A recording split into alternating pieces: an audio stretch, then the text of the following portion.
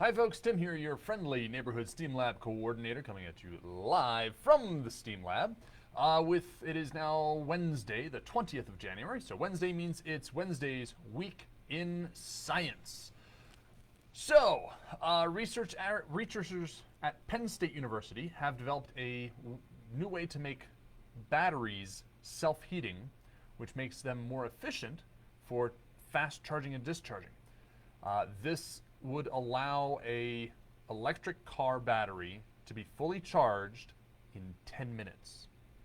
It does not contain any expensive materials like other batteries do, like cobalt. So this makes the batteries more affordable, making electric cars more accessible to people of all incomes. So this is exciting stuff.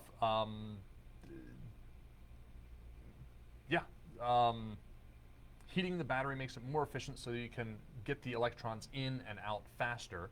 And then when you're done either charging or discharging it, it stops heating itself and cools back down to extend the life of the battery. So long life batteries with fast charging and discharging and large capacity of battery. So that's exciting.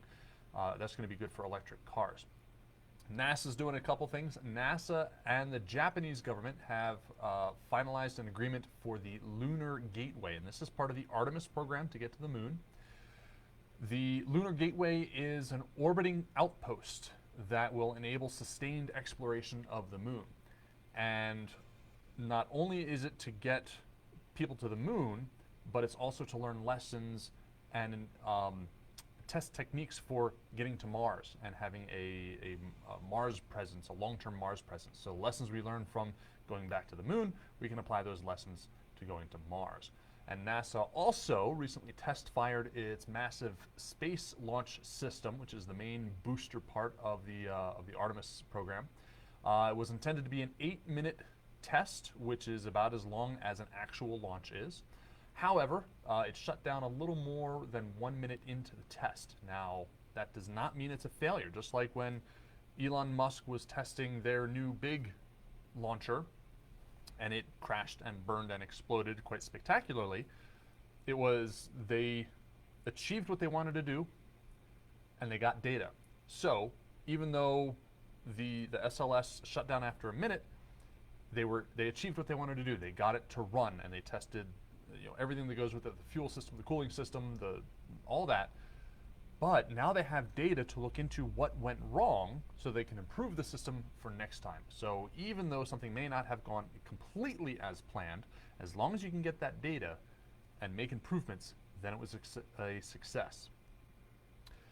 Researchers at Paderborn University in Germany have improved LiDAR precision by 10,000 times. Now, LiDAR is a way for lasers to measure distance and even map out objects in space. The current, using LiDAR, you use a stream of laser pulses sent out, and then you measure the time that it takes for them to come back. Well, the limit to that was as long as the time measurement or the precision of the time measurement was greater than the length of the pulse, because a pulse of laser light has a length as it travels along, you could measure down to that, but not anything less than that. Well, this new technique can actually measure simultaneous laser pulses, which then allows them to make much more precise measurements, and it is now limited to a quantum level. So this is more technology that could easily be brought into the self-driving car industry for extraordinarily precise measurements and data using lasers. Then we go over to Osaka University in Japan, and they are also working with lasers, but in a different way. They developed a technique that can create a new generation of ultra-intense lasers. Now, the current peak laser energy power that humans can make is in the petawatt range, which is 10 with 16 zeros, number of watts. But by compressing the pulses shorter in time, that same amount of overall energy can be squeezed down, or the time can be squeezed down, but that means the peak energy goes up, and they're compressing the ultra-short pulses down to less than 10 femtoseconds. So that's a decimal with 15 zeros and then your number. By using this technique, they theorize that they can increase the peak laser power to the exawatt range, which is 1,000 petawatts.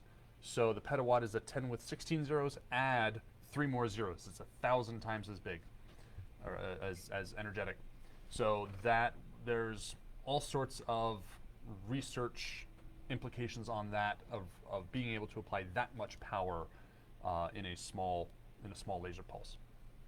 And then finally, another not necessarily unsuccessful but incomplete experiment, the Mars probe InSight, which has been up on the red planet for a while. The main experiment has been abandoned. So it had a burrowing probe called the Mole that was designed to take temperature readings under the surface of Mars, so like a foot or so under the surface of Mars, and measure the temperature so they could see how much heat the planet gained or lost throughout a day and a night. Unfortunately, they were not able to dig the hole. And this is mainly because the soil in this research spot is different than the soil in other places of the planet that we've already explored. So they were not prepared for what this soil was like. It was compacted, similar to concrete. But when it did dig, it had the tendency to clump up. And that prevented the small particles from getting back down into the hole to provide the necessary friction for the probe to hammer to a sufficient depth. So they tried their last try and made zero progress getting it down, and they've tried for months or even years to get this to work, and it just hasn't worked, so they finally abandoned it.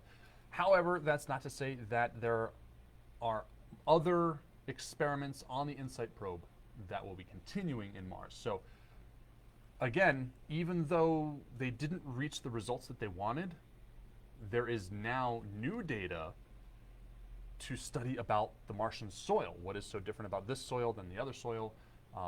And that is one of the great things about our scientific community, is that even though something may have been not successful, there's still knowledge to be gained from that. Just like SpaceX having their rocket blow up, just like NASA having their test, and after only a minute, the Mars probe can't dig a hole into the soil, there's still data to go through and learn from.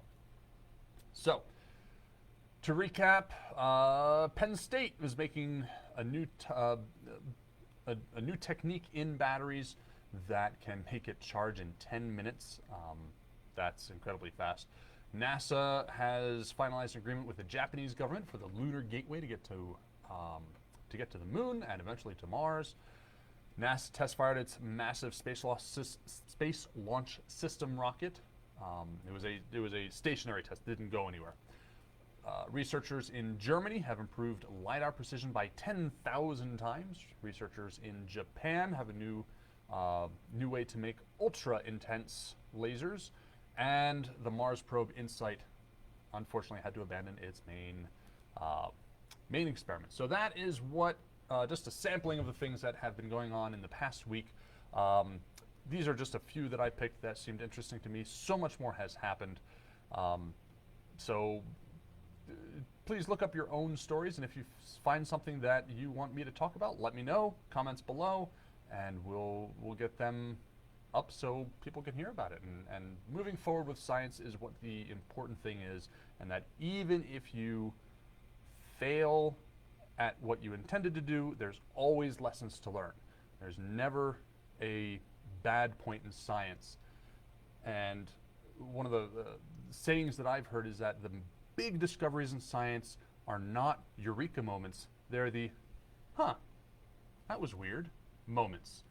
And that's what we need to dig into, and that's what the curious mind is all about. So bring your curiosity here to the Science Center, and we will stoke that curiosity with whatever we have so that our young scientists can grow up to be great scientists and stand on the shoulders of giants and move us into the future.